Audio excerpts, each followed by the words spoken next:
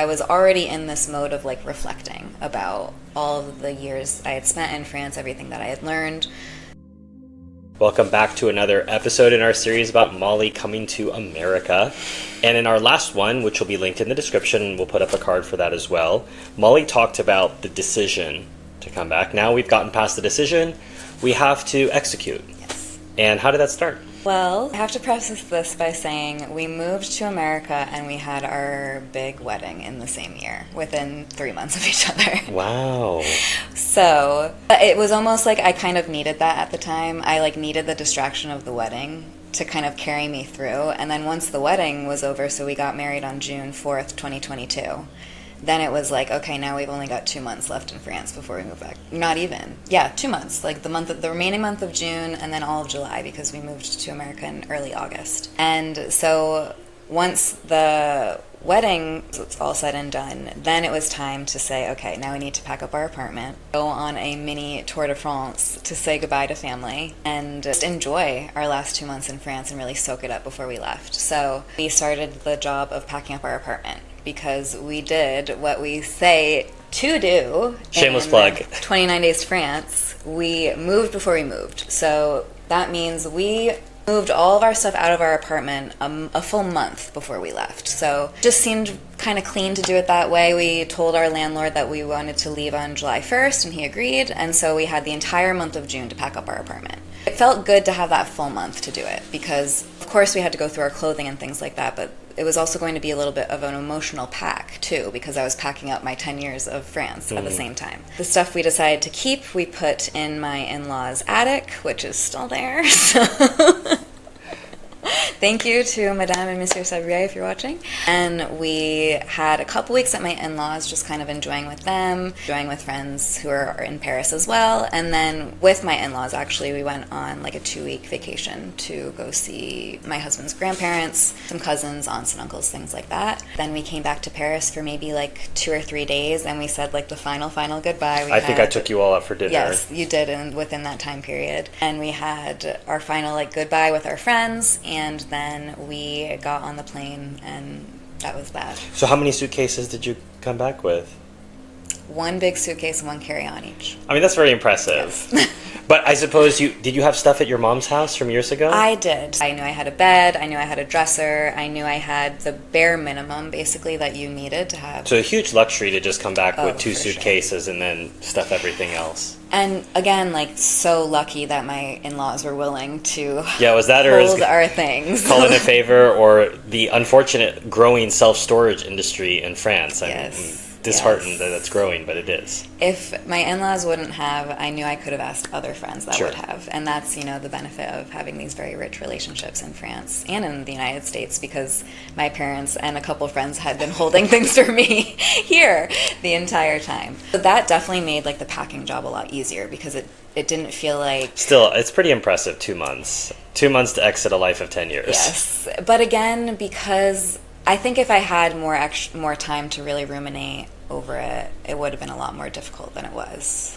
Oh, and this is something, again, we're drinking our own lemonade, taking our own advice. We tell people to set a deadline so that you have to work towards it. Right. And I've said before, and if you haven't heard me say this in a video, I remember halfway through, I bought a one-way ticket for December 13th, 2013. And it was probably July of 2013 when I said, I wish I had another 6 months. Yeah. I didn't need it, but it felt so monumental that even though I was 6 months away, I wanted another 6 months. Mm-hmm. So locking yourself into a date, buying a ticket, will force you to complete that task. Yes. And focuses the mind, and don't underestimate the power of a deadline. It's very, very important. Well, mentioning buying the ticket, I remember it. I can close my eyes and remember exactly where we did it. It was very, very hot. It was definitely, we were buying it, I think, in like May or something like that. And it was like, as soon as those tickets were bought, the one-way ticket, it was real. And it was like, okay, we're doing this. We're going to have an amazing wedding first, and then we're going to have an amazing last 2 months in France, and then we're going to go. Prep was very quick, but I wanted it to be that way. I really wanted it to be that way. I didn't want to drag it out. I'm thinking back now, watchers and listeners, because I wasn't side by side with Molly. It was a regular summer for me in France at the time, And I knew Molly was keeping track of a lot of things. There was the wedding going on. And as I said, I met her and her husband. I took them out for a meal. I knew this was happening. And then I think she had to drop something off for me on one of her last days. And I was leading a book club at the Finnish Institute on the left bank. And she stops by. And it had not occurred to me. And I think part of it was I had said my goodbyes at dinner. And she had said, here, whatever we had exchanged, she had given to me. And I said, okay, well, when am I going to see you? She's like, this is it. Yeah. And I could cry thinking about that. It didn't occur to me at the time. I think because we'd been together since, we dispute whether it's 2016 or 2017. If Luis is watching, yeah, you know. He knows. Comment below. Maybe, hopefully he remembers. Otherwise he'll say, I don't remember either. But Molly and I met ages ago, and we don't remember when it was, but we were just always working on things for years and years and years. One project, one business, another project, something else, a move. And it hadn't occurred to me that Molly was leaving. She was exiting stage left, and I wasn't living in the United States. So the idea of being able to visit her very easily, and Rhode Island's in this particular place, so you don't ever accidentally get to Rhode Island. No. You have to intentionally go there. So, if I think French people will think, oh, I'm going to New York, Molly, you come, it's like, well, it's kind of close. It's kind of close. Kinda. And so I think in my mind I thought, well, I'll see her again. But we had been for years separated, working on projects. So she'd be gone for the summer, I'd be gone for the summer, I'd be gone traveling. But it was always, yes, but when I come back at some point, I'll catch up with Molly and we'll have coffee or whatever. And it didn't occur to me that this was happening. So at the moment we were hugging goodbye, I couldn't process, especially because I was about to run a book club, I couldn't process, well, what does this mean for our friendship? What does this mean for the future? I basically deferred it, and I thought, I'll think about this later. That's kind of what I did the entire initial couple months to a year. Yeah.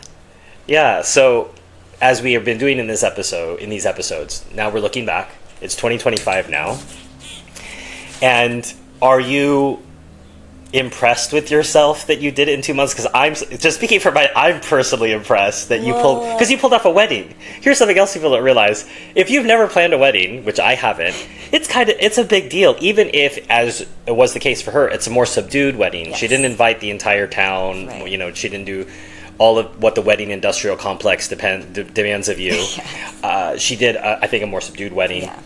But even that requires all this planning.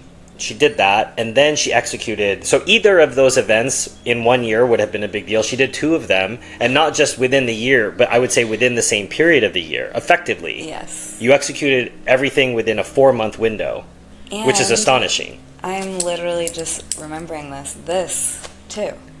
Oh, that's right. This too. I'm sorry. She also dropped a book at the same time. Molly may not tell you, she's also the editor for the 29 Days series. Yes. So any 29 Days book, Molly is the one who's got eyes on, doing layout, etc. So not only was she writing chapters for the book, she was laying it out, getting it published, sending it, getting us listed on Amazon. So, sorry, 3 things. She dropped a book, got married, moved to America. Anything not to think about the fact that I'm moving away from France. Anything to distract.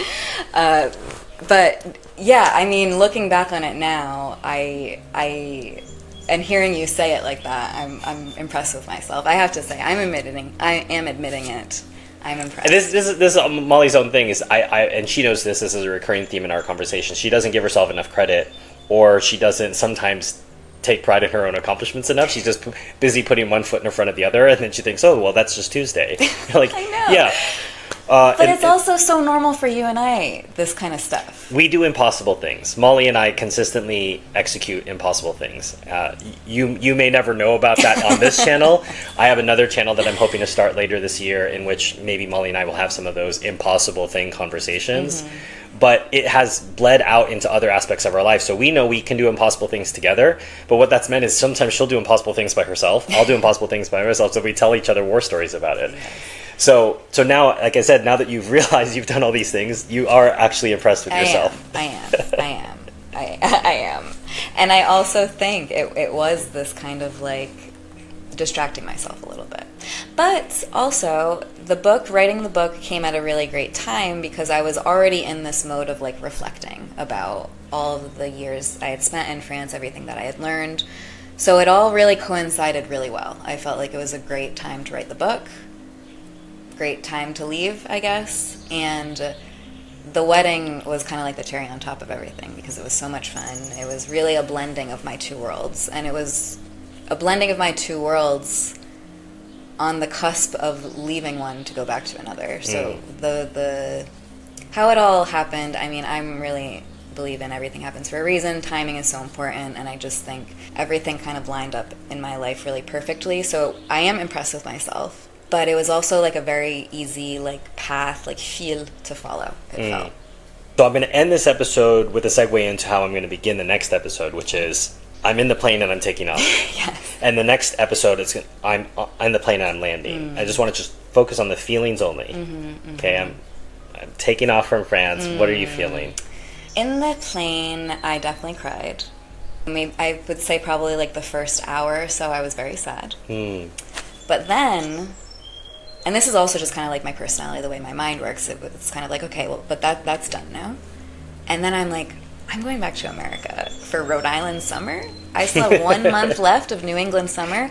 And I had, like, we, both Pierre and I were going. We had, like, 3 weddings right in a row with some of my, like, closest friends who get along so great with Pierre.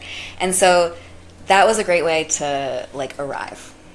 You were coming back to a fun girl summer, I guess I would say. Exactly. So as soon as I cried...